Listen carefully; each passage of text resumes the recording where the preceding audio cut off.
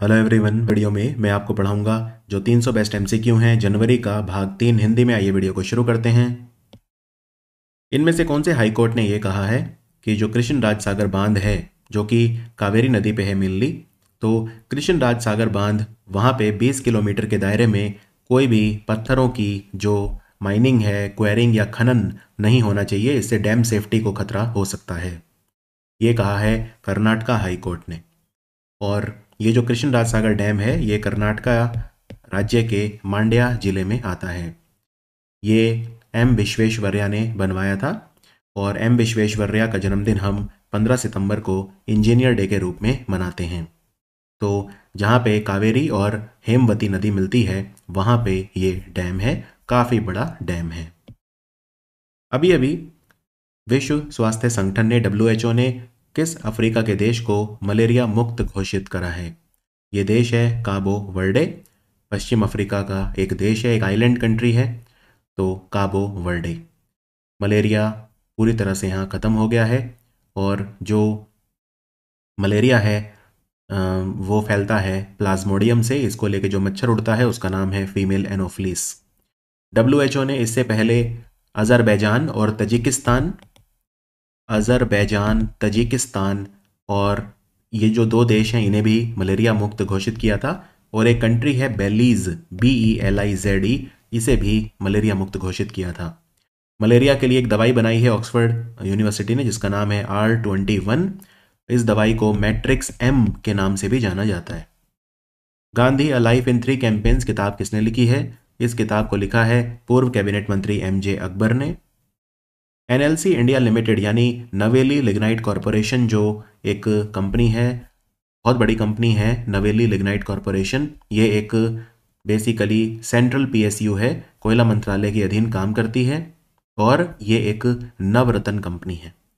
तो NLC India limited ने 2400 megawatt क्षमता का उड़ीसा के झारसुगुड़ा जिले में जो थर्मल पावर प्लांट बनेगा यानी ऊर्जा ताप संयंत्र, इसको बनाने का ठेका किसे दिया है? ये दिया है भेल को, भारत हैवी इलेक्ट्रिकल लिमिटेड। तो आंसर है ऑप्शन डी। 25 टन वजनी बोलर्ड पुल टग लॉन्च किया गया, टीटागढ़ रेल सिस्टम ने बनाया है कोलकाता में। इसका नाम क्या है? ये छोटे जहाज होते हैं जो बड़े जहाज या अगर कोई नाव फंस जाए पानी में या कीचड़ में तो उसे खींचने के काम आते हैं, इसलिए इन्हें पुल टग कहा जाता है। तो इसका नाम रखा है भीष्म और ये टीटागढ़ रेल सिस्टम लिमिटेड ने कोलकाता में बनाया है। तो ऐसे 6 जहाज बनाने का ठेका मिला था। तो ये अभी अभी जो बना है ये उसी में एक जो बोलार्ड पुल टग बना है 6 में से एक है। ऐसा ही एक पुल टग 3 बनाने का ठेका एक कंपनी को मिला था, soft shipyard, SHOFT soft shipyard, जो कि भरूच नर्मदा नदी के किनारे गुजरात वहाँ पे है। और उसने भी एक अक्टूबर 2023 में यही 25 टन का पुल टग बनाया था, उसका नाम रखा था महाबली। तो महाबली को बनाया था सॉफ्ट शिपयार्ड ने और भीष्म को बनाया है टीटागढ़ रेल सिस्टम ने। तो इस क्वेश्चन का आंसर हो गया भीष्म। डी लैब्स ये कौन सा इंस्टीट्यूट है जिसका स्टार्टअप एक्सिलरेटर है जिसको बोलते हैं डी लैब्स? ये बिल्ड फॉर बिलियंस प्रोग्राम इसने स्टार्ट करा है रिजर्व बैंक इनोवेशन हब और यूनियन बैंक ऑफ इंडिया के साथ मिलकर। तो ये ISB हैदराबाद का स्टार्टअप एक्सिलरेटर है। स्टार्टअप्स को ये एडवाइस, मेंटरशिप, क्षमता निर्माण, काम करने के लिए जगह और फंडिंग सब प्रोवाइड करता है। आप यहाँ पे स्क्रीन पे देख सकते हैं बिल्ड फॉर बिलियंस एक्सिलरेटर। खास तौर पे ऐसा कोई स्टार्टअप जो गिग वर्कर होते हैं यानी गैर संगठित क्षेत्र में जो काम करते हैं उनके लिए अगर कोई काम करेगा, मजदूरों के लिए काम करेगा, प्लम्बर, कारपेंटर, इन सब के लिए काम करेगा, तो उसको ये सपोर्ट करने को तैयार है। और ये जो रिजर्व बैंक इनोवेशन हब है इसका हेडक्वार्टर बेंगलोर में है। ये एक नॉन फॉर प्रॉफिट कंपनी है। भारत का पहला नेशनल हाईवे कौन सा है जहां पे स्टील स्लैग से सड़क बनाई गई? जो स्टील प्लांट होते हैं उनसे वेस्ट निकलता है स्टील स्लैग। तो अगर इस वेस्ट का इस्तेमाल सड़क बनाने में आ जाए तो हमारा डबल पर्पस सर्व हो जाएगा, वेस्ट मैनेजमेंट भी हो जाएगा और सड़क भी बन जाएगी। ये इंदपुर से पनवेल सेक्शन है NH66। NH66 मुंबई को गोवा से जोड़ता है, तो मुंबई गोवा नेशनल हाईवे को बोलते हैं NH66। यहाँ पे इंदपुर से पनवेल 1 किलोमीटर की जो सड़क बनाई गई वो स्टील स्लैग से बनाई गई। और ये टेक्नोलॉजी किसकी है? Steel slag technology central road research institute यानी केंद्रीय सड़क अनुसंधान संस्थान, जो CSIR के अधीन काम करता है। और आपको बता दूं, इसको बनाने के लिए जो स्टील है जिंदल स्टील ने दिया था, JSW जिंदल स्टील, जो रायगढ़ महाराष्ट्र में प्लांट है इनका, वहां से 80,000 टन स्टील इन्होंने लिया था, स्टील स्लैग मतलब लिया था। और क्या ये भारत में पहली बार है कि स्टील स्लैग से सड़क बनाई गई है? नहीं। 2022 में सूरत जो है गुजरात में, वहां पे हजीरा नाम की जगह है, हजीरा में पहली बार स्टील स्लैग से सड़क बनाई गई थी, लेकिन वो नेशनल हाईवे नहीं था। यहां पे पूछा है पहला नेशनल हाईवे कौन सा है? 76 आर्मी डे ये 15 जनवरी को मनाया गया। इस बार ऑफिशियल सेलिब्रेशन कहाँ पे हुए थे? ऑफिशियल सेलिब्रेशन जो हुए थे इस बार यूपी की राजधानी लखनऊ में हुए थे। तो ये 15 जनवरी को क्यों मनाते हैं? क्योंकि इस दिन पहली बार एक भारत का व्यक्ति आर्मी का चीफ बना था, जिनका नाम था KM करियप्पा। तो हमने 76 बार इसे मनाया और इसका थीम था in service of the nation, in service of the nation. और सेंट्रल कमांड जो है हमारी, जो आर्मी है उसमें एक केंद्रीय कमान है, उसके द्वारा ये सेलिब्रेट किया गया। तो इस दिन KM करियप्पा पहले भारतीय जो आर्मी के चीफ बने थे, इसलिए दिन इंपॉर्टेंट है। और आपको बता दूं 2024 का साल हमारी आर्मी ने कहा है कि वो होगा ईयर ऑफ टेक्नोलॉजी एब्जॉर्प्शन, उसे प्रौद्योगिकी अवशोषित करने के लिए मनाया जाएगा। प्रधानमंत्री मोदी जी ने जो प्रधानमंत्री आवास योजना ग्रामीण का लाभ है वो कितने लोगों को इंस्टॉलमेंट दिया, अभी अभी रिलीज करा? तो 1 लाख जो पर्टिकुलरली वल्नरेबल ट्राइबल ग्रुप के जो लोग हैं, यानी जो अति गरीब जनजाति से आते हैं, 1 लाख ऐसे लोगों को इंस्टॉलमेंट दिया गया घर बनाने के लिए, प्रधानमंत्री आवास योजना ग्रामीण। वैसे तो प्रधानमंत्री आवास योजना ग्रामीण को चलाता है हमारा ग्रामीण विकास मंत्रालय, और PM जनमन योजना जो चल रही है इसमें बहुत सारे मंत्रालय मिलके काम कर रहे हैं। ठीक है, तो 9 मंत्रालय मिलके काम कर रहे हैं इसमें। जो PM जनमन योजना है ये 75 हमारे अलग अलग जनजाति हैं जो अति संवेदनशील हैं, अति गरीब हैं, तो उनको घर बनाने के लिए 2 लाख रुपया दिया जाएगा। जबकि प्रधानमंत्री आवास योजना में अगर मैदानी इलाकों में कोई रहता है तो 1.2 लाख मिलता है, और अगर पहाड़ों पर रहता है तो 1.3 लाख मिलता है, 1.3 लाख मिलता है। लेकिन इसमें 2 लाख दिया जाएगा क्योंकि वो पर्टिकुलरली वल्नरेबल ट्राइबल ग्रुप से आते हैं। खनिज विदेश इंडिया लिमिटेड ने कैमियन SE नाम की कंपनी के साथ मिलकर लिथियम माइनिंग के लिए करार करा है। ये कहाँ की कंपनी है? कैमियन SE। कैमियन SE अर्जेंटीना की कंपनी है, तो खनिज विदेश जो है इसके साथ मिलकर काम करेगी। और अर्जेंटीना, चिले और बोलीविया ये 3 देशों का एक एरिया है जिसे लिथियम ट्रायंगल बोलते हैं।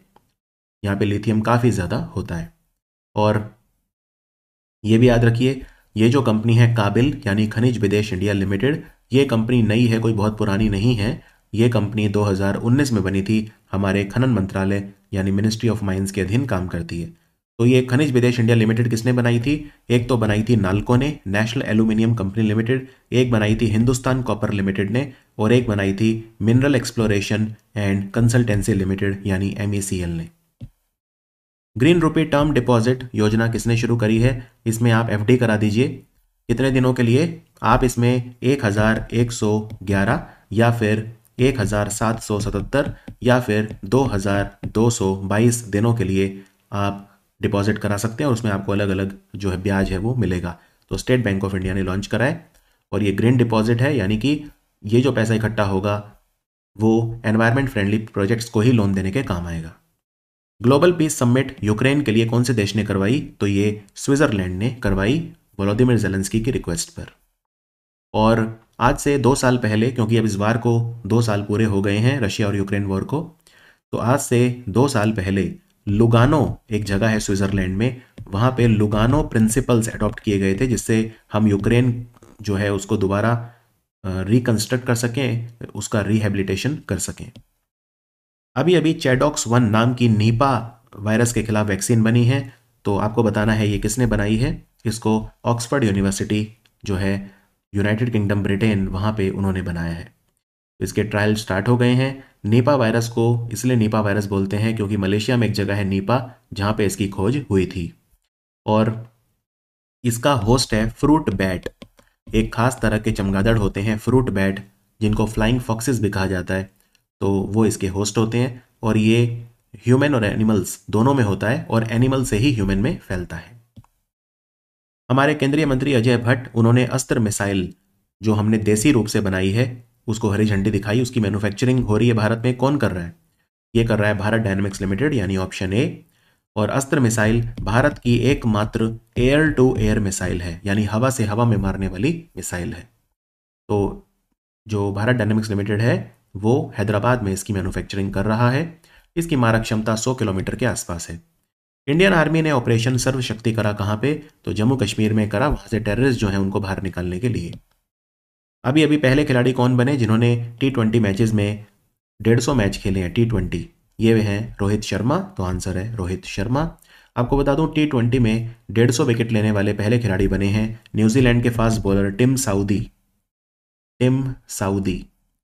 क्या कोई ऐसा खिलाड़ी है जिसने अभी टेस्ट मैचों में 500 विकेट लिए हैं? हाँ, उनका नाम है नाथन लियो और वो एक स्पिन बॉलर हैं ऑस्ट्रेलिया के। शौर्य संकलन, digital archiving of military history, ये अभी न्यूज़ में आया था। ये किसकी पहल है? ये हमारी आर्मी की पहल है, तो आंसर है भारतीय सेना यानी इंडियन आर्मी। बेसिकली हमारी आर्मी के पास बहुत सारे ऑडियोज़ वीडियोज़ पुराने पड़े हुए हैं, बहुत सारे 11 लाख से ज़्यादा पेजेस हैं जो पड़े हुए हैं, जो हमारी पुराने रिकॉर्ड्स वगैरह हैं। तो उनको डिजिटल बनाना है और स्टोर करके रखना है। तो कहाँ पे स्टोर करके रखेगी, किस जगह पे? 2 जगह पे रखे जाएंगे ये। एक तो मऊ छावनी है इंदौर में, एक तो वहाँ पे आर्मी वॉर कॉलेज है मऊ इंदौर, और दूसरा United services institute of India, United services institute of India जो कि नई दिल्ली में है। अभी अभी नीति आयोग की बहुआयामी गरीबी यानी मल्टी डायमेंशनल पॉवर्टी के ऊपर रिपोर्ट आई है। तो इसमें 2013-14 से 2022-23 यानी पिछले 9 साल की स्टडी की गई है। पिछले 9 साल में भारत का कौन सा राज्य है जहां पे बहुआयामी जो गरीब हैं उनकी संख्या सबसे ज़्यादा कम हुई है? तो आंसर है यूपी। पूरे भारत की बात करें तो 24.82 करोड़ यानी 24.82 करोड़ लोग ऐसे हैं जो गरीबी से बाहर निकले हैं पिछले 9 सालों में। इनमें यूपी में सबसे ज़्यादा हैं 5.94 करोड़, दूसरे नंबर पे बिहार 3.77 करोड़, तीसरे नंबर पे मध्य प्रदेश 2.3 करोड़ और चौथे पे राजस्थान 1.87 करोड़। और ये जो पेपर है किसने रिलीज़ करा? इस पेपर को लिखा है मिस्टर रमेश चंद और योगेश सूरी ने। इसमें ऑक्सफोर्ड यूनिवर्सिटी और UNDP यानी यूनाइटेड नेशन डेवलपमेंट प्रोग्राम का भी साथ लिया गया है। तो मल्टी डायमेंशनल पॉवर्टी में 3 डायमेंशन होते हैं, एक तो एजुकेशन, एक हेल्थ केयर और तीसरा रहन सहन का स्तर यानी स्टैंडर्ड ऑफ लिविंग। भारत मौसम विज्ञान विभाग यानी इंडियन मेट्रोलॉजिकल डिपार्टमेंट, इसने 150 साल पूरे करे किस दिन? तो इसने 15 जनवरी 2024 को अपने 150 साल पूरे करे। ये पृथ्वी विज्ञान मंत्रालय के अधीन काम करता है यानी मिनिस्ट्री ऑफ अर्थ साइंसेस। इस उपलक्ष्य में कई चीज़ें लॉन्च की गई, जैसा आप अपनी स्क्रीन पे देख सकते हैं। एक तो WAFES यानी weather analysis and forecast enabling system, एक पंचायत मौसम सेवा ऐप किसानों के लिए, फिर मौसम नाम का ऐप और मौसम ग्राम। बेसिकली ये सब मौसम की जानकारी देने के लिए अलग अलग सिस्टम है जो लॉन्च किए गए हैं। माई स्कूल माई प्राइड, मेरा स्कूल मेरा गर्व, ये पहल की गई है अपना विद्यालय प्रोग्राम के तहत। कहाँ पे? तो ये हिमाचल में की गई है, तो आंसर है हिमाचल प्रदेश। बेसिकली क्या है, हिमाचल में हमें जो सरकारी स्कूल हैं वहाँ पे शिक्षा का स्तर बढ़ाना है, पहली बात। दूसरी बात ये कि वहाँ पे जो टीचर्स की शॉर्टेज है हमें उसको भी कम करना है। अभी अभी अयुत्थाया नाम का अभ्यास हुआ, समुद्री अभ्यास भारत और कौन से देश के बीच में? तो भारत और थाईलैंड के बीच में हुआ। थाईलैंड में एक शहर है जिसका नाम है अयुत्थाया, इसका ऐसा माना जाता है नाम अयोध्या के नाम पे रखा है। तो भारत और थाईलैंड के बीच में सांस्कृतिक रिश्ते बहुत पुराने हैं। तो अयुत्थाया अभ्यास जो है वो अभी अभी हुआ। इसमें भारत का जो जहाज है INS कुलिश, उसने भाग लिया। INS कुलिश। बोइंग ने अपना पहला वेयरहाउस यानी भारत में डिस्ट्रीब्यूशन सेंटर कहाँ पे बनाया है? यहाँ पे वो अपने जो भी स्पेयर पार्ट्स वगैरह हैं उनको रखेंगे ले जाके। ये खुर्जा नाम की जगह है बुलंदशहर यूपी में, तो वहाँ पे सेटअप किया है बोइंग ने। Is that clear? तो बोइंग बहुत बड़ी कंपनी है, बहुत सारे जो विमान है वो बनाती है, अमेरिका की कंपनी है। अभी अभी बीच गेम्स हुए घोघला बीच दीव में। घोघला बीच जो है ब्लू फ्लैग सर्टिफिकेट इसे मिला हुआ है, यानी बहुत अंतर्राष्ट्रीय स्टैंडर्ड की बीच है। ये बहुत क्लीन, बहुत साफ सुथरी बीच है पर्यटन की दृष्टि से। तो इनमें पदक तालिका में नंबर 1 कौन रहा? मध्य प्रदेश पदक तालिका में नंबर 1 रहा। मध्य प्रदेश ने 18 मेडल जीते जिनमें 7 गोल्ड मेडल थे। असम दूसरे नंबर पे रहा, महाराष्ट्र तीसरे नंबर पे रहा। और ये जो डॉल्फिन आप देख रहे हैं ये शुभंकर थी, मैस्कॉट थी। इस डॉल्फिन का नाम था पर्ल। और अभी अभी जो आर्म्ड फोर्सेस वेटरन्स डे है वो मनाया गया। आर्म्ड फोर्सेस वेटरन्स डे क्या होता है? आर्म्ड फोर्सेस वेटरन्स डे किस लिए मनाया जाता है? 14 जनवरी को मनाया जाता है। 14 जनवरी को ही क्यों? क्योंकि 14 जनवरी को जो KM करियप्पा हैं वो रिटायर हुए थे, इसलिए हम 14 जनवरी को आर्म्ड फोर्सेस वेटरन डे मनाते हैं। क्लियर? और इस दिन जो भी हमारे एक्स सर्विसमैन हैं या जो भी वेटरन्स हैं उनको हम सम्मानित भी करते हैं, ये भी आपको ध्यान रखना है। तो आर्म्ड फोर्सेस वेटरन डे 14 जनवरी को, उस दिन आर्मी, नेवी, एयरफोर्स तीनों ने अपनी अपनी जो मैगजीन है वो लॉन्च करी। नेवी की मैगजीन का नाम था सागर संवाद, वायुसेना की मैगजीन का नाम था वायु संवेदना और आर्मी की मैगजीन का नाम था सम्मान। प्रधानमंत्री मोदी ने national academy of customs indirect taxes and narcotics यानी नैसिन, तो नैसिन का वैसे तो हेडक्वार्टर फरीदाबाद में है, यहाँ पे भारतीय कर सेवा यानी इंडियन रेवेन्यू सर्विस के जो अफसर हैं उनकी ट्रेनिंग होती है। अब इनका नया कैंपस पाल समुद्रम में खुला है। पाल समुद्रम कहाँ है? ये श्री सत्य साई जिला जो आंध्र प्रदेश में है वहां पे है। पहली कंपनी कौन सी है भारत की जिसने ग्रीन बॉन्ड इशू करे हैं जापानी येन मुद्रा में 61.1 बिलियन या लगभग 3500 करोड़ में? तो ये है रूरल इलेक्ट्रिफिकेशन कॉरपोरेशन। इसमें आप 5, सवा 5 या 10 साल के लिए निवेश कर सकते हैं, उसी हिसाब से आपको ब्याज मिलेगा। तोपची नाम का अभ्यास हमारी आर्मी ने करा देवलाली में। देवलाली कहाँ है? स्कूल ऑफ आर्टिलरी, यहाँ पे तोप चलाना सिखाया जाता है हमारी आर्मी के जवानों को। तो टॉपची जो अभ्यास था ये देवलाली छावनी नासिक महाराष्ट्र में है, तो आंसर है महाराष्ट्र, वहां पे हुआ।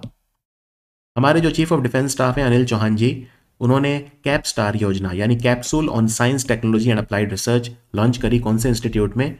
तो ये जो इंस्टीट्यूट है इसको बोलते हैं military institute of technology Pune. Basically हमारी आर्मी ये चाह रही है कि टेक्नोलॉजी जो है वो उसको ज़्यादा अच्छे से अडॉप्ट किया जाए, तो मिलिट्री इंस्टीट्यूट ऑफ टेक्नोलॉजी वहाँ पे ये प्रोग्राम चल रहा है कैप स्टार, और इसका ध्येय वाक्य है विक्ट्री थ्रू टेक्नोलॉजी। प्रधानमंत्री मोदी ने अभी अपने घर 7 लोक कल्याण मार्ग, जिसे पहले 7 रेस कोर्स रोड बोलते थे, जहाँ पे प्रधानमंत्री का आवास है, वहाँ पे कुछ खास किस्म की गाय है जिन्हें चारा वगैरह खिलाया, प्यार दिया। ये गाय कौन सी ब्रीड है? तो ये है पुंगनूर। ये छोटी बोनी गाय होती है, इनका जो हाइट होती है इनका बहुत कम होती है। ये आंध्र प्रदेश में पाई जाती है, चित्तूर जिले में। उसके अलावा थोड़ी बहुत कर्नाटक और तेलंगाना में भी ये पाई जाती है। मेनली आंध्र प्रदेश की ये गाय है पुंगनूर, चित्तूर जिले से। तो काफ़ी अच्छा दूध देती है, काफ़ी स्टेबल है गाय, काफ़ी ज़्यादा विपरीत परिस्थितियों में भी रह सकती है, और इनको प्रधानमंत्री मोदी ने काफ़ी प्यार दिया। अभी अभी हमारी जो नेवी के चीफ हैं एडमिरल आर हरि कुमार, उन्होंने भारतीय नेवी की चादर ट्रैक एक्सपेडिशन को हरी झंडी दिखाई। चादर ट्रैक एक तरह की ट्रैक होती है, एक तरह का चैलेंज होता है जो हर सर्दी हमारी नेवी के जवान करते हैं। इसमें कौन सी नदी जो कि विंटर में जम जाती है उसको हम चल के पार करते हैं, क्रॉस करते हैं उस नदी को। इस नदी का नाम है जंस्कार नदी, लद्दाख में ये फ्लो करती है। तो इसको हरी झंडी दिखाई थी INS शिवाजी जो ट्रेनिंग सेंटर है लोनावला महाराष्ट्र में, वहाँ से। और हमारी नेवी के 14 मेंबर इसमें जाएंगे और इनको लीड करेंगे टीम लीडर नवनीत मलिक। तो 105 किलोमीटर की जर्नी ये करेंगे और हर दिन 16 किलोमीटर बर्फ़ के ऊपर ये चलेंगे। तो बहुत ही टफ होता है ये चादर ट्रैक। अभी अभी फीफा ने दुनिया का बेस्ट खिलाड़ी किसे डिक्लेयर किया फुटबॉल में? तो पुरुषों में रहे अर्जेंटीना के खिलाड़ी लियोनेल मेसी, और आप अपनी स्क्रीन पे देख सकते हैं महिलाओं में रही एटाना बोनमाटी जो कि स्पेन की खिलाड़ी हैं। इसके अलावा जो दुनिया के सबसे अच्छे कोच रहे वो पेप ग्वार्डियोला, ये मैनचेस्टर सिटी फुटबॉल क्लब और स्पेन के व्यक्ति हैं।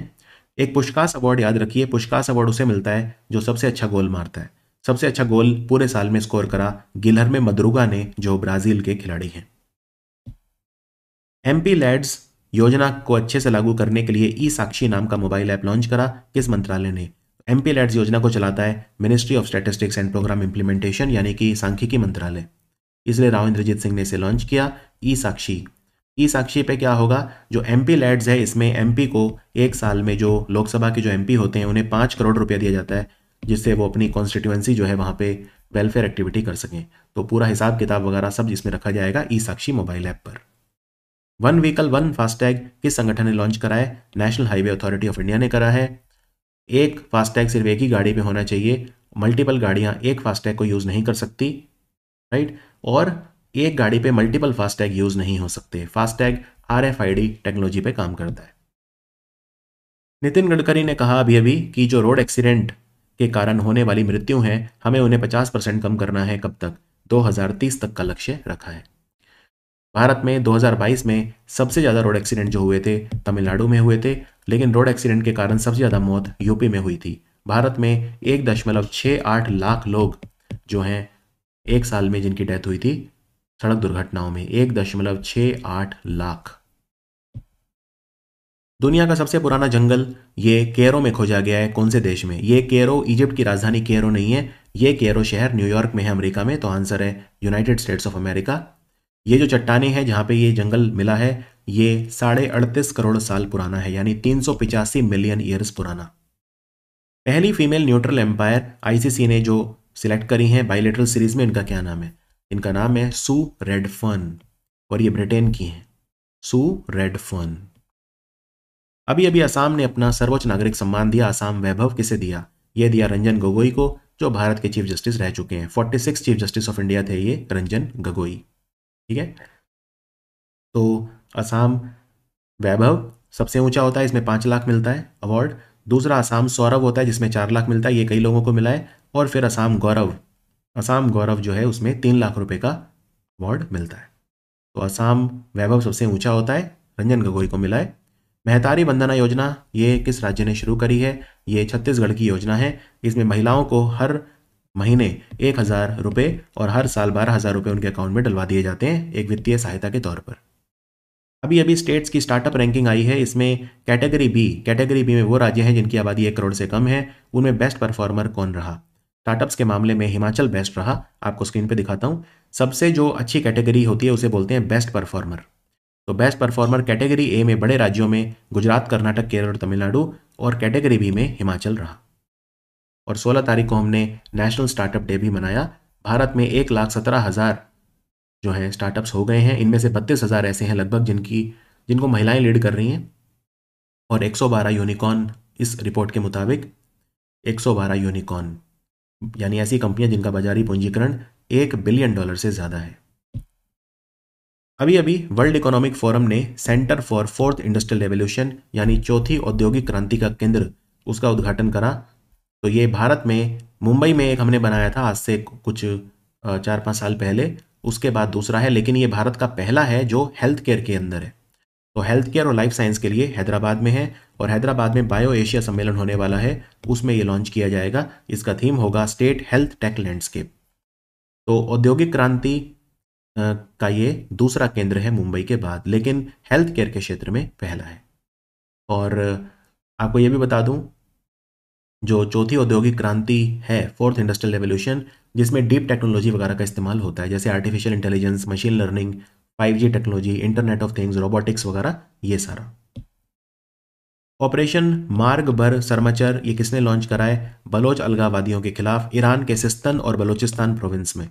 तो ये पाकिस्तान ने करा था। ईरान और पाकिस्तान एक दूसरे के ऊपर जो बम अभी मार रहे थे, उसमें जो पाकिस्तान ने ऑपरेशन करा था उसका नाम था मर्ग बर सरमचर। पुरुषोत्तम रूपाला हमारे पशुपालन मंत्री, मछली पालन, पशुपालन और डेयरी मंत्री, उन्होंने कृत्रिम जो मूंगा होता है, आर्टिफिशियल रीफ, वो प्रोजेक्ट शुरू करा है। इसमें हम समुद्र के नीचे आर्टिफिशियल रीफ बनाएंगे, क्योंकि मछलियों का घर होता है। प्राकृतिक जो रीफ होती हैं धीरे धीरे खत्म हो रही हैं। तो विजिंजम जो बंदरगाह है वहाँ पे ये प्रोजेक्ट आया। कहाँ पे है ये विजिंजम बंदरगाह? तिरुवनंतपुरम केरल में है। तिरुवनंतपुरम केरल में है। प्रधानमंत्री मत्स्य संपदा योजना के तहत हम ये काम कर रहे हैं। फर्टिलाइजिंग द फ्यूचर, उर्वरक आत्मनिर्भरता की राह, ये किताब किसने लिखी है? इसको मनसुख मांडवी ने लिखा है, जो हमारे उर्वरक मंत्री हैं, minister for chemical fertiliser. Shri Mandir Parikrama प्राकल्प project कहाँ पे चल रहा है? इसमें मंदिर में आधुनिक सुविधाएं देने के लिए इसका आधुनिकीकरण किया जा रहा है। तो ये जगन्नाथ मंदिर पुरी में चल रहा है, तो आंसर है ऑप्शन बी।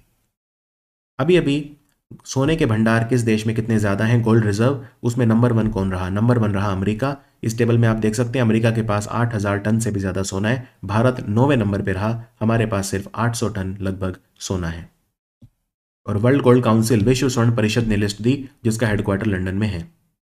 एशिया का सबसे बड़ा जहाज की मरम्मत करने की जो इकाई लगी है वो कहाँ पे लगी है? एशिया का largest international ship repair facility Cochin shipyard जो है कोची केरल, वहाँ पे इनॉग्रेट किया गया है। और आप अपनी स्क्रीन पे देख सकते हैं 3 चीज़ें अभी अभी कोचिन शिपयार्ड में लॉन्च की गई हैं। इंटरनेशनल शिप रिपेयर फैसिलिटी, दुनिया का पहला स्टेप्ड ड्राई डॉक, भारत का सबसे बड़ा होगा ये ड्राई डॉक, और भारतीय तेल निगम की LPG गैस खरीदने के लिए इंपोर्ट टर्मिनल, ये सब कोचिन शिपयार्ड में इनॉग्रेट किया गया।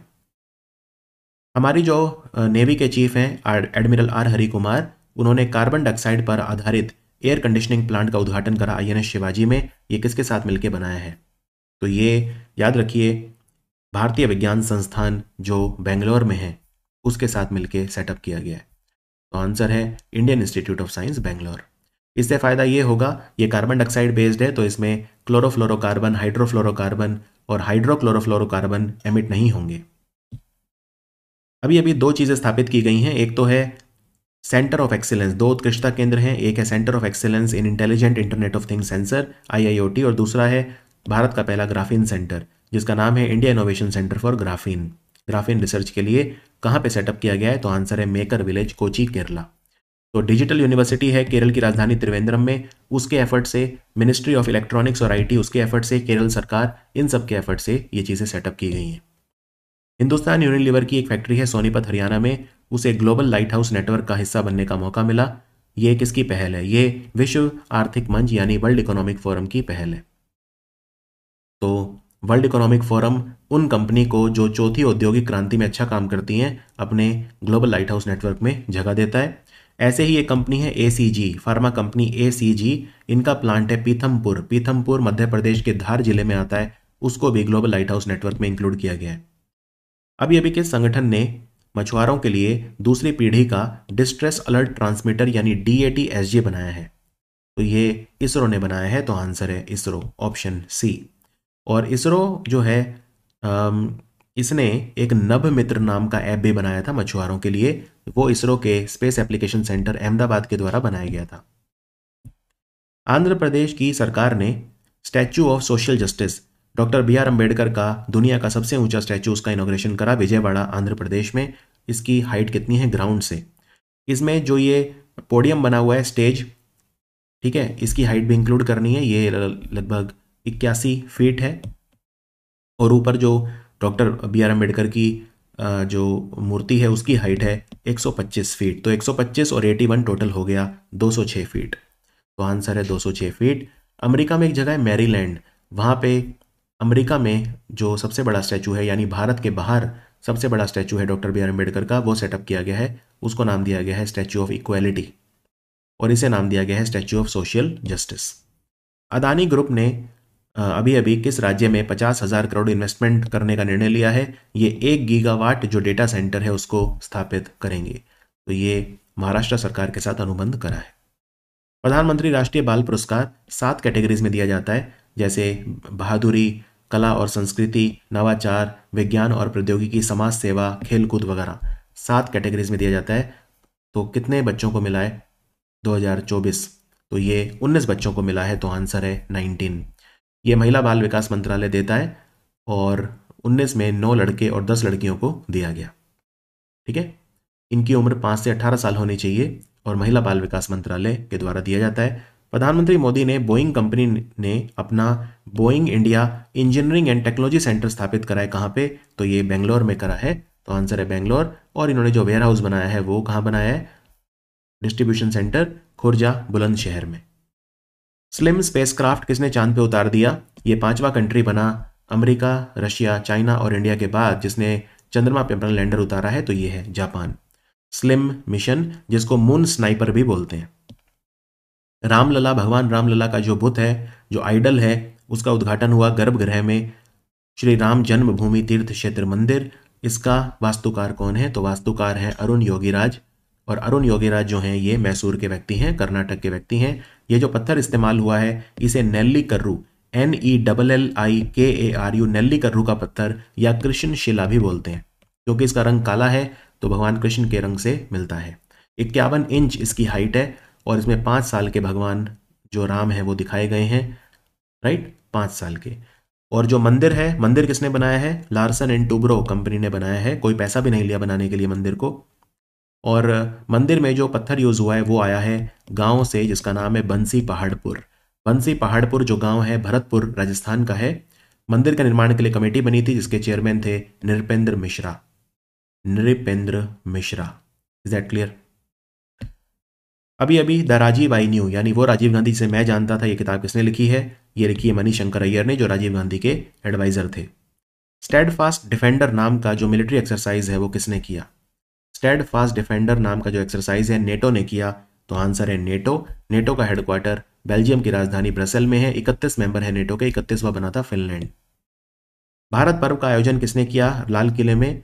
भारत पर्व का आयोजन हमारे पर्यटन मंत्रालय ने किया, मिनिस्ट्री ऑफ टूरिज्म। ये 2016 से लगातार हो रहा है। सशस्त्र सीमा बल की महानिदेशक कौन बने हैं? दलजीत सिंह चौधरी बने हैं अभी अभी। और नीना सिंह किसकी बनी है? नीना सिंह बनी है अभी अभी CISF की, केंद्रीय औद्योगिक सुरक्षा बल की पहली महिला महानिदेशक। ये भी ध्यान रखिए।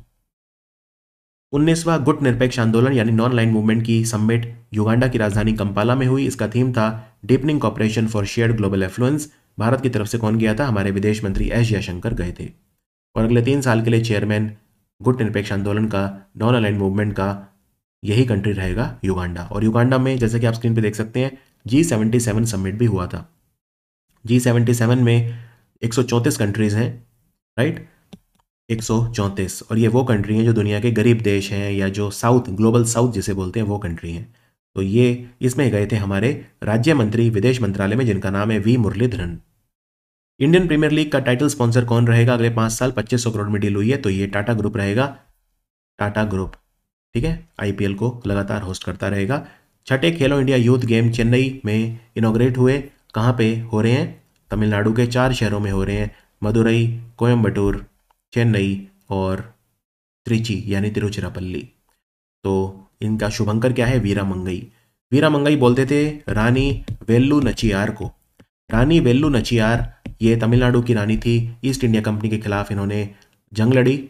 और जो खेलो इंडिया गेम्स हैं, इनका जो शुभंकर है वो है वीरा मंगई। वीरा मंगई मतलब होता है तमिल भाषा में बहादुर नारी। और खेलो इंडिया का जो लोगो है, इस बार लोगो में एक संत का फोटो भी है जिनका नाम है संत तिरुवल्लुवर। और तमिलनाडु के मार्शल आर्ट को सिलम्बम बोलते हैं, SILAMBAM, सिलम्बम, वो भी इंक्लूड किया गया है। विदेश मंत्री एस जयशंकर ने अभी घोषणा करी कि जो हमारी शास्त्रीय भाषाएं हैं, क्लासिकल लैंग्वेजेस, उसमें किसको ऐड किया जाएगा? तो ईरान में बोली जाने वाली फारसी यानी पर्शियन को ऐड किया जाएगा।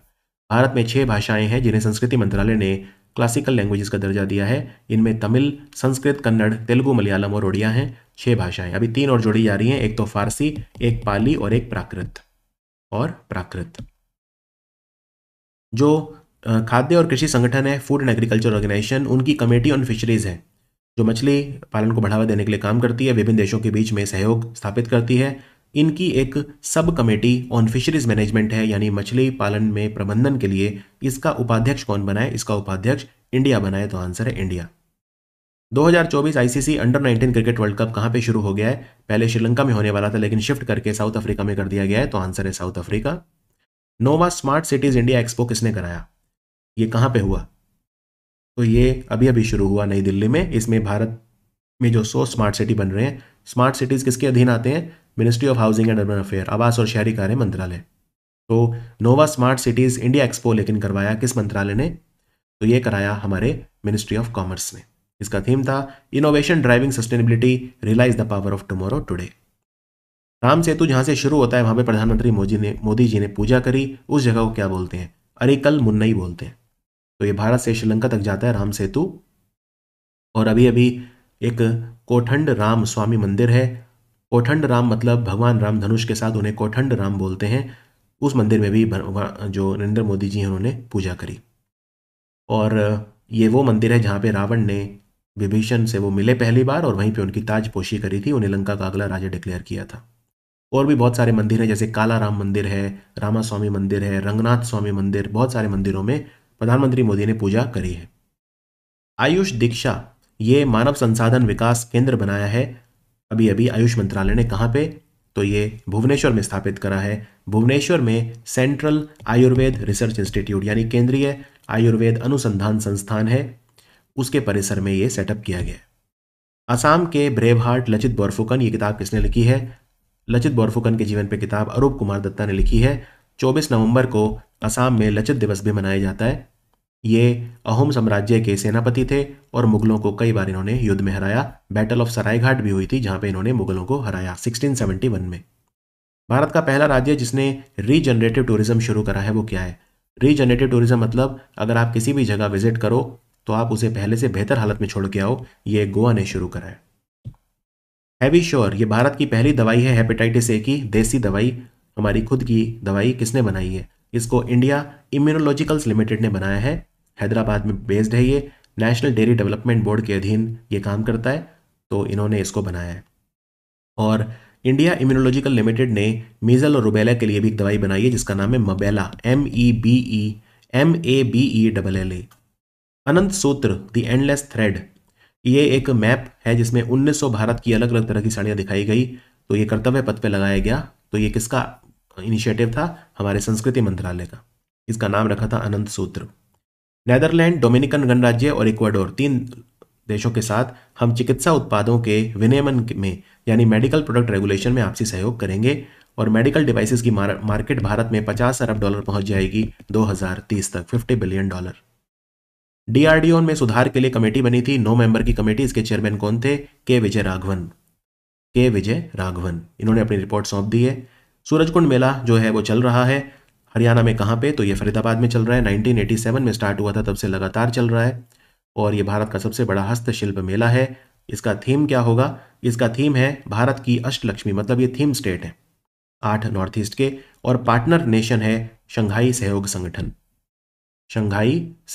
संगठन। तो सूरजकुंड मेला शुरू हो चुका है। कोलकाता पुस्तक मेला, इसमें 30 लाख लोग जो है कम से कम विजिट करते हैं। तो इसमें पार्टनर देश कौन सा था? थीम कंट्री, तो वो था Britain. United kingdom is the answer. अभी अभी दुनिया की सबसे लंबी सोलर लाइट लाइन यानी सौर ऊर्जा से वाली जो लाइटें लगती हैं, तो कितने किलोमीटर तक लगी, जो कि वर्ल्ड रिकॉर्ड है? 10.2 किलोमीटर तक। कहां से कहां तक? गुप्तर घाट से झूंकी घाट। अयोध्या में गुप्तर घाट से लेके झूंकी घाट तक जो सोलर लाइट लाइन है वो सेटअप की गई है, 10.2 किलोमीटर। पद्मनाभा स्वामी मंदिर जो है तिरुवनंतपुरम केरल में भगवान विष्णु का मंदिर है। इन्होंने ओनाविल्लू नाम का एक धनुष है जो गिफ्ट करा है अयोध्या के राम मंदिर में। कन्वर्सेशन विद औरंगजेब किताब किसने लिखी है? इसको चारू निवेदिता ने लिखा है। साहिल ठाकुर एकमात्र भारत के व्यक्ति थे जो विंटर यूथ ओलंपिक्स में पार्टिसिपेट करने गए। कहां पे हुआ था? साउथ कोरिया के गैंगवॉन शहर में हुआ था। इसका शुभंकर था मूंगचो। साहिल ठाकुर अल्पाइन स्कीयर हैं।